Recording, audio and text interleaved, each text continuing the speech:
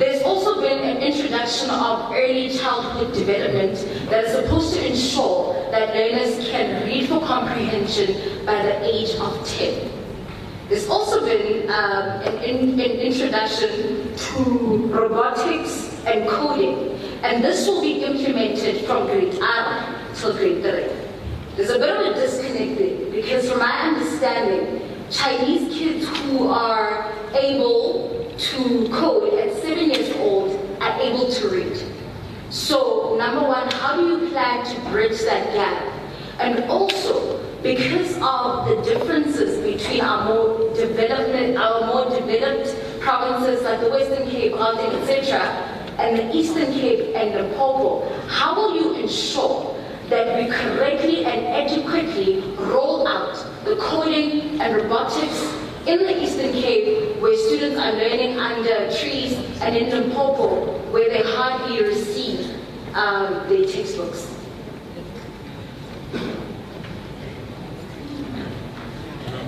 Thank you very much for that. Of course, we'll not go into the details. We have got members of the executive who are deployed as ministers of the African National Congress, who are expected to effectively present plans on the things that they are going to be doing to give practical expression to what the minister shall have pronounced on during the budget speech. The fact that the ANC-led government is already directing resources towards early childhood development is on its own a step in the right direction. It reflects our commitment to make sure that young people in this country, especially those that are still of a school-going age, could be given the necessary skills that are commensurate with our own growing economy.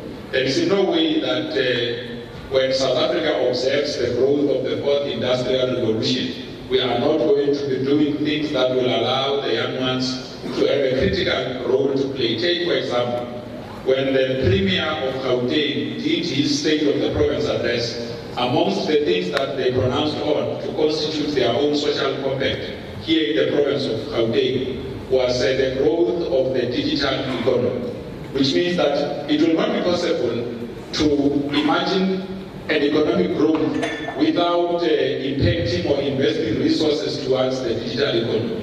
Now, what are the things that we are doing as government or what the government is doing to address those? Amongst those is the rollout of the wireless open access network to make sure that there is shared usage amongst the disadvantage of spectrum, but to also make sure that in trying to use that important resource, we also make sure that even your own telcos could be able to use empowered entities, some of those that are members of the Black Business Council, on a shared network scale.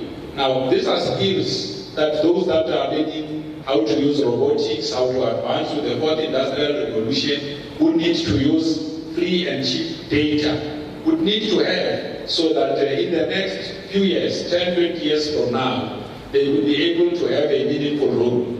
So when we talk about building the South Africa we want, such must be expressed by the investment we made today to be able to protect the future. That other advanced economies, like China, as you correctly stated, have already gone ahead to do this, doesn't mean that we are late. The fact that we are doing something is a reflection on its own that we do appreciate that. I mean, better late than never starting at all. I mean, if we don't start, it means that we are not preparing our young ones to be able to play a meaningful role going into the future. Of course, as it relates to what we are doing in each and every province, I just did one simple reflection on Gauteng. The President of the African National Congress, who's the President of the Republic, also spoke about what we are doing to eradicate mud schools. It's not just the eradication of smart schools, it's also about building smart schools throughout the country, making sure that young people from a very early age have got access to tablets. They can start communicating using emails. They've got robotics, like you are correctly saying, where they will be able to find and ask a range of questions. I mean, today, young people who are doing a grade level just today are already being taught about the Potter's model, something that most of us came across when we were doing our own master study, which begins to tell you the story of how much our own education landscape has advanced. You know, there's a very important point that General Malema makes about us moving towards a low carbon economy as part of responding to climate changes and all of that. Part of doing that is going to require the interface with the digital economy as well. It's going to require how we advance the use of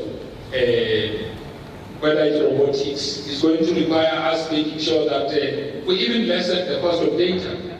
We must welcome the steps that were led, or the effort that were led by the African National Congress to make sure that data falls. Because with the volume of data, it means that the using of all other learning instruments as provided for by the fourth industrial revolution would become even much easier. It means that the investment that Minister Ido Bowen is making would also be put to good use. The expectation is that beyond early childhood development, is that organizations like the Black Business Council must themselves also be seen to be embracing the technological ways of doing things, making sure that even in the far afield here in the country, many other people have got access to the web of BBC. They know how best they can use BBC through the advancement of all these various platforms, President Zuma, to be able to access, network, and also get exposure to opportunities out. Just when the ANC was reaching that 8 minutes, when it only used 7 minutes in the past. Okay, no, thank you very much. No, that's because I'm asking you a second question. Right, so you've reached the half mark of your time. So only because I feel like maybe the panel might roast the ANC, I'm going to say this. The one thing that we can appreciate about the African National Congress that they've been able to do is the peaceful transition of power democratically. And from 1994, there was no civil war, A. And B, the fact that I think this is President Mandela who set the precedent that he only stayed for one term. And after that, every other president, there's been some level of peaceful transition, right? And yes, our trans-politica contributes to that. Yes, our constitutional presidential term limits contribute to that. But they've been able to have that peaceful transition, even though nowadays the presidents are not able to serve their full terms. So my second question is to do with the expropriation of land without compensation. After the ANC was re-elected to be the ruling party in South Africa, President Malema went to an investment conference hosted by Goldman Sachs. And he said to the investors, look, your land is safe, there's nothing to worry about, right? However, there was this rhetoric of expropriation of land without compensation. He said that it's state-owned land and municipal land that will be expropriated. So I just need clarity in terms of which land will be expropriated. Because according to Africa Check, the state only owns 14% of the land in South Africa. So are you going to expropriate?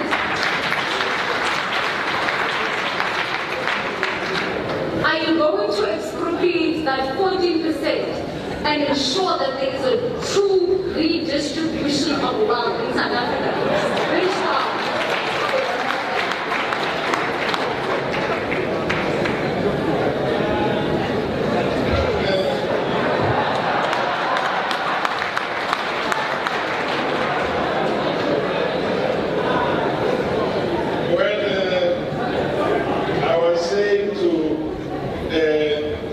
CIC that this is going to be a hectic one. Well, safe to say that there are public hearings that are currently ongoing.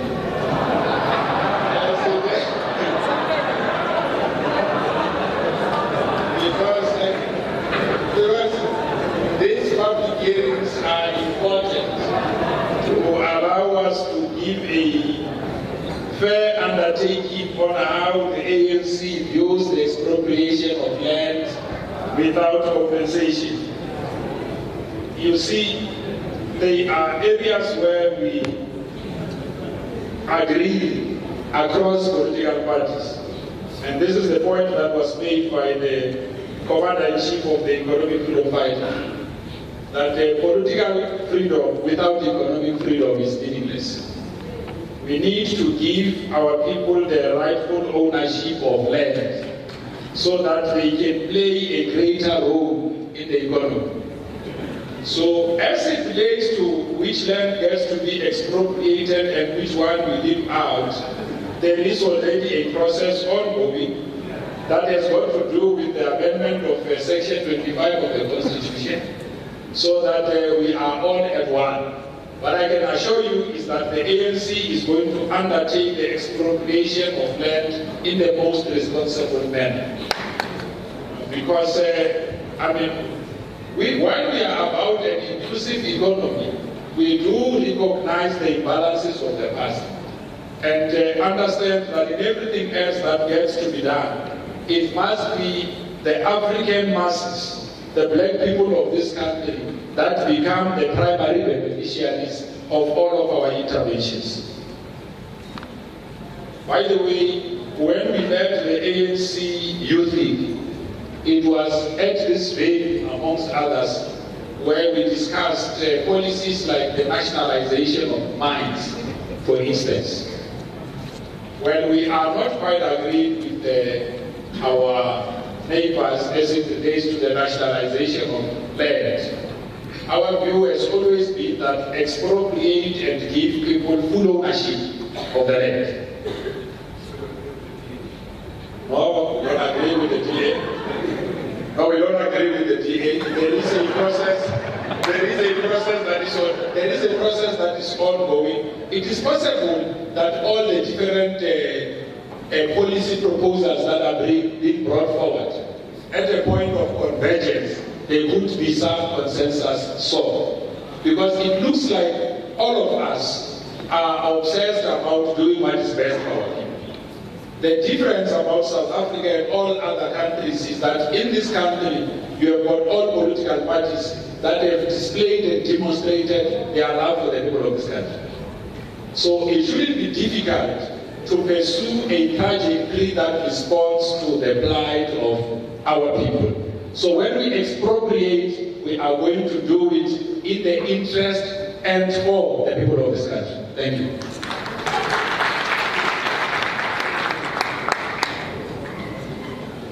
General Holomisa, we spend twice as much on prisons and the court system as compared to NSFAS and TVET colleges combined. So essentially we are treating the symptoms of the problem, right? People who are not educated are bound to be criminals. So how would a UDM government be able to channel its resources correctly to ensure that we invest in fee-free, quality, decolonized education? Well, you are speaking to a converted. When I was the head of government in Transkei, we inherited the education policy which was established by the Matanzima regime. That education system meant therefore that the state must channel a lot of resources to educate the black child. Today, that system has produced lawyers, chartered accountants, you name it. So what we need to do for this, to address this problem you are raising, is to reprioritize our priorities. What do we want to see in South Africa? I've already demonstrated on the Tutuka project, which I was one of the founders of it. So it's a question of reallocating the resources. But in doing so, you are not going to do it alone. I was in the ANC campaigning in '94 for elections.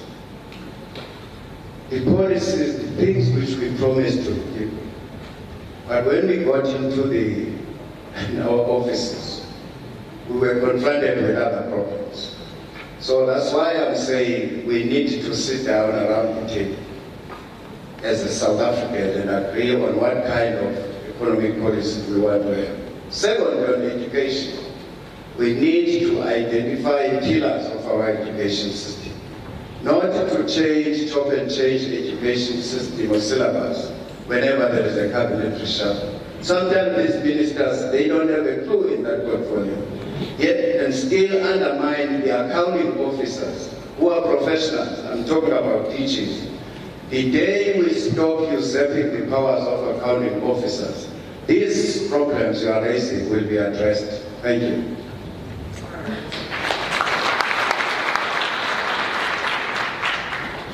Mr. Shaliza, Vusi Timbukwayo, the CEO of My Growth Fund, said that banks are not the correct organizations to fund or provide capital for businesses, right? He said venture capital is what is required. Specifically, this is my own addition, not Vusi Timbukwayo's contribution. Specifically for black businesses. If you look at, for instance, Amazon, it took them 13 years to be profitable. How would your suggested state-owned bank be able to fund a company like that needs funding for a good 7 years? How do you provide and channel those funds?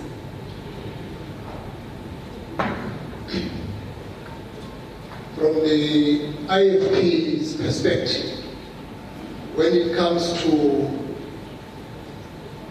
black business people, because I think I need to approach it in that way. As I indicated when I made my remarks that firstly the IFP is of the view that you need to invest on education in order to prepare the good economy for our country. If you create job opportunities for people not yet prepared in terms of skills to take up those job opportunities, you will have people coming and taking over those jobs because the people of South Africa do not have necessary skills for the jobs that are available. So now the first thing, invest on education, train more people with skills, invest on vocational education. The people you produce in tertiary institutions should be people who are marketable in the industry. Then, the government should not be left outside in terms of assisting the small business people. Create funding to ensure that targeting young people and all people of ages as well as of gender, in terms of ensuring that you provide means and the opportunities that those who want to start their businesses, the climate is conducive for them in terms of funding, to access funding, and it also supporting them when they begin with those funding, with those business opportunities.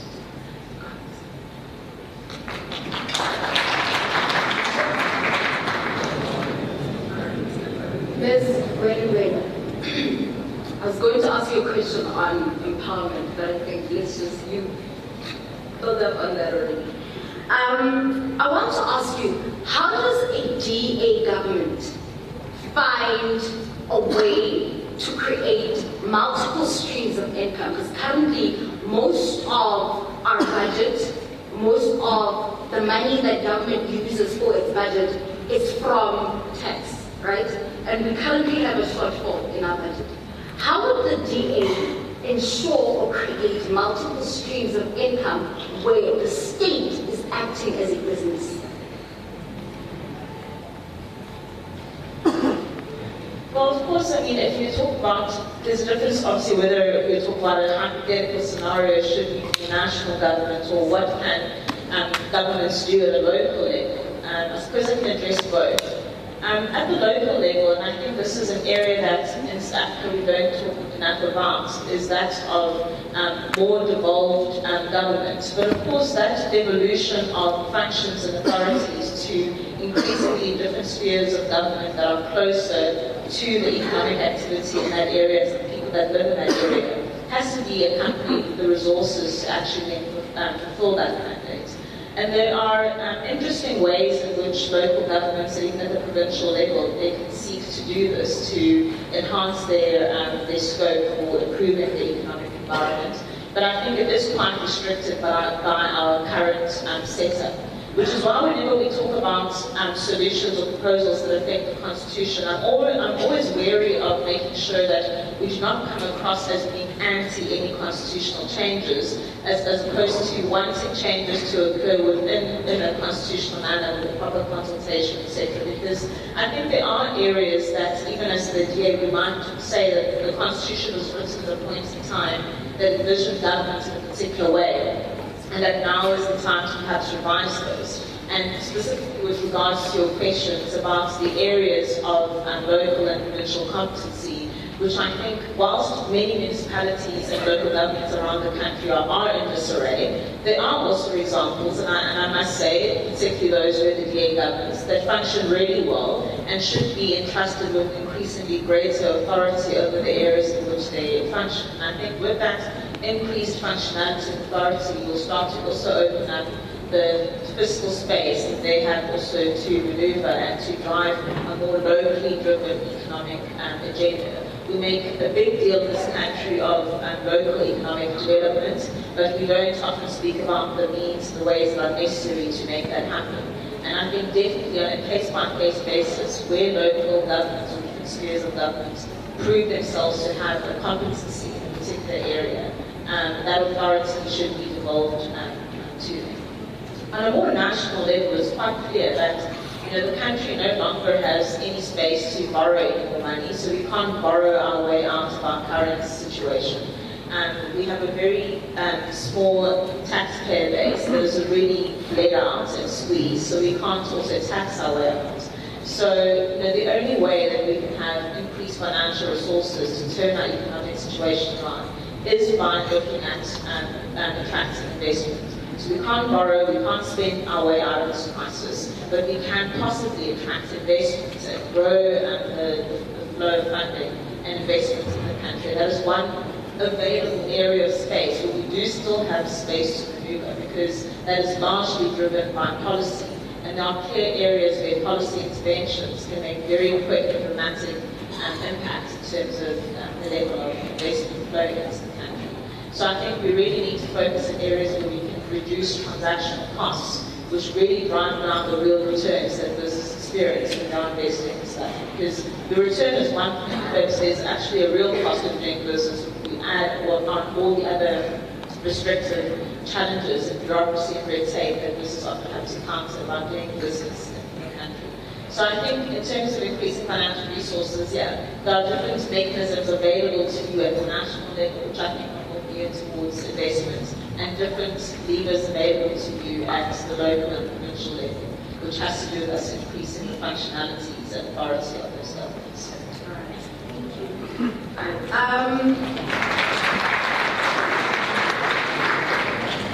Because we have completely ran out of time, they provided me with only one question from the floor, unfortunately.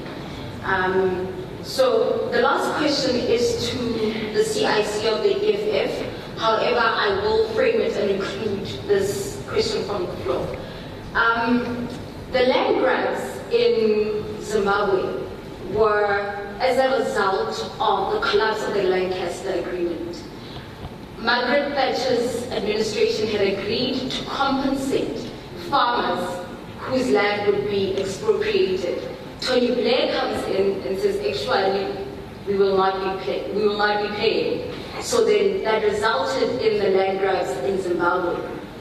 This question is two parts, and then I will include this one.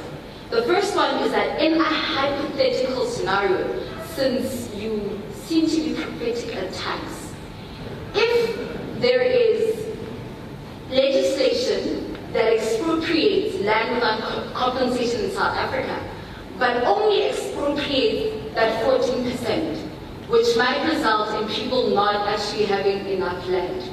Do you foresee a case like that of Zimbabwe, South Africans actually grabbing land by themselves, and will you encourage it? The second question is, if hypothetically speaking, the US would impose sanctions on a South Africa ruled by the EFF, what economic policies would you implement to ensure that we continue to have, well, we have economic growth, even with the sanctions? So I'm thinking from a perspective of Cuba, Iran, etc. How would you do that? I'll ask you the third question after. Thank you very much. There was no land grab in Zimbabwe. The government of Zimbabwe took the land because the British didn't want to honor the Lancaster Agreement. The method of taking the land, however, was wrong because there was violence and there was blood on the floor. And what made the matters worse was the land was given to the politically connected individuals who were leaders of Zambia. And therefore the land was not given per se to the people. Secondly is that the land in Zimbabwe was not nationalized. The land was given to individuals. The state did not become the custodian of the land. So that which we are calling for is completely different from Zimbabwe. And the non-readers who specialize with reading headlines think we are calling for the same thing, which is not the same. Ours must be done within the constitutional means. That's why the EFF participates in Parliament, called for the amendment of Section 25. Parliament agreed. We are now in consultations to do it within the Constitution. If America doesn't like what people are doing with their Constitution, then it has got itself to blame. Because you cannot give sanction to a democratic process. Why do you want to sanction a democracy? That would be undemocratic intervention by America, which will not win the respect of anyone. So we should not be threatened to engage in a democratic process, which is allowed by the Constitution of South Africa. This Constitution that you are placing all over the world allow for its amendment. And when you amend it, it means you are following the Constitution. There will only be sanctions if there are undemocratic methods, there is violence and imposition of such action by the government in question. So that's how the EFF government will go about expropriation of land without a compensation. At the center of this taking over of our economy should be political education and the process to conscientize South African society politically. Because most mistakes we commit is that we are politically illiterate, unlike the Cubans. The Cubans survived more than 60 years of economic embargo by the US because they are politically conscious.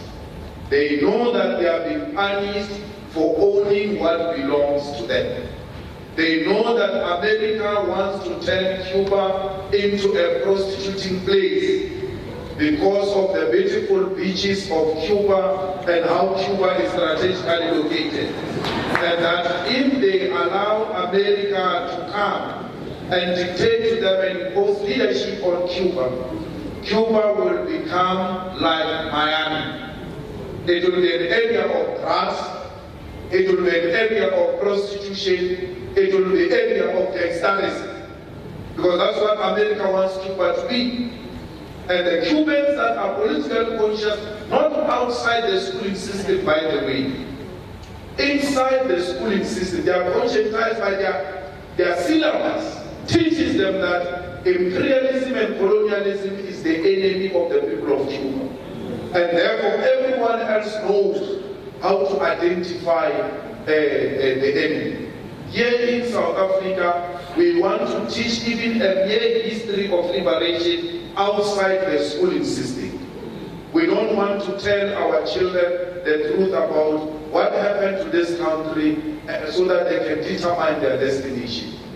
For a South African to become a medical doctor in Cuba, that South African will have to first learn the Cuban language, spoken language, which is Spanish, but that South African also will have to learn Marxism and Leninism. You don't just become a doctor who's driven by profit, but you are driven by the love of your people. That's why any Cuban doctor from South Africa who graduates in Cuba and come back to South Africa, you can deploy them in any remote village they will go, because theirs is driven by the love of their people, not driven by niceties and running around with dogs and dogs. That is what we must inculcate in our education system. That's what we should learn as South Africa, as Africa, to first love ourselves and do everything to better the African continent. So if they embargo the EFF government, first it will be the education system. Second, it will be that we must look into the alternative market. Today, the world economy is highly contested. It's not only dominated by America. The Chinese are also coming into the space. Let's hope they defeat coronavirus so that it doesn't undermine them. There are many, including the Russians, who are no longer dancing to the tune of the Americans. So we must take advantage of the emerging market so that we don't only look to America, but also look to other alternative markets in order to push a policy perspective that is beneficial to South Africa and African citizens.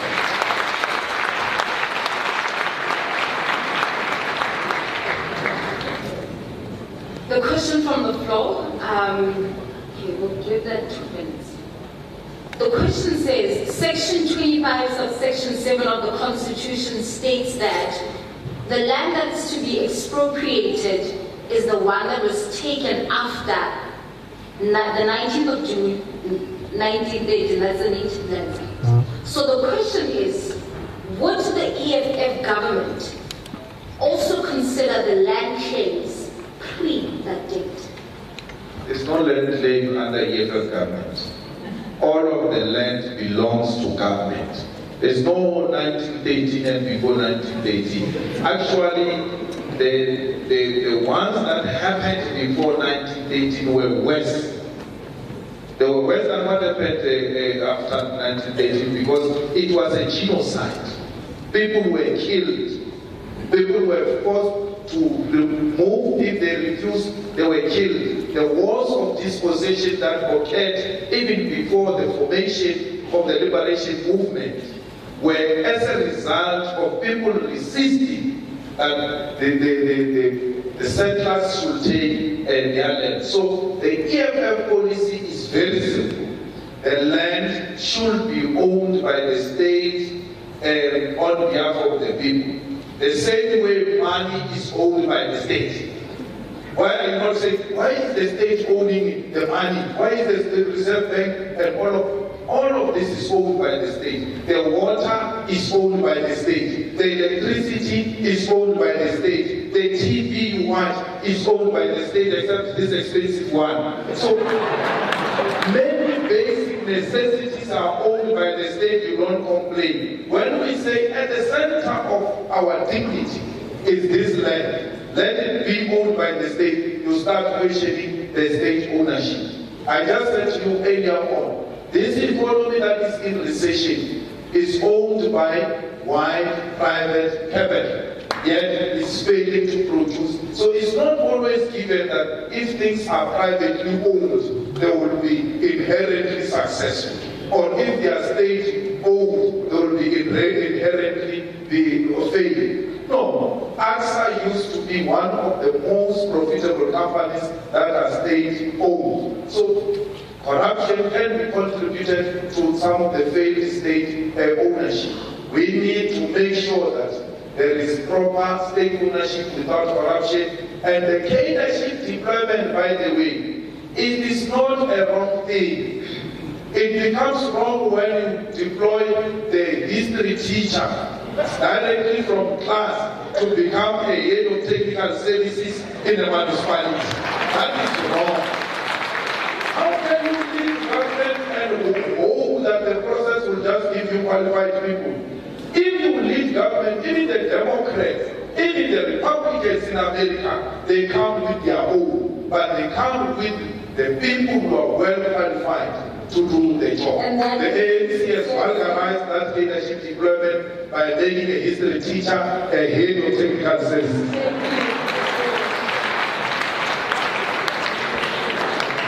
And that concludes our big political corner. I'd like to thank my panelists. The president will now come up to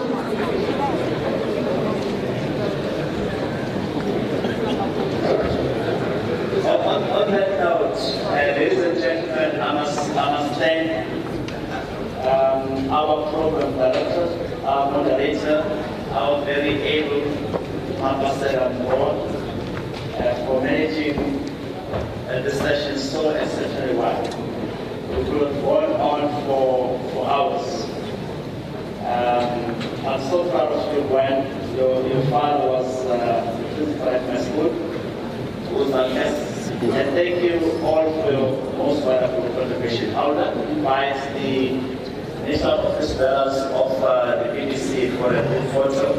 And I know that when these political controls leave, there's going to be a commotion, people wanting to take selfies.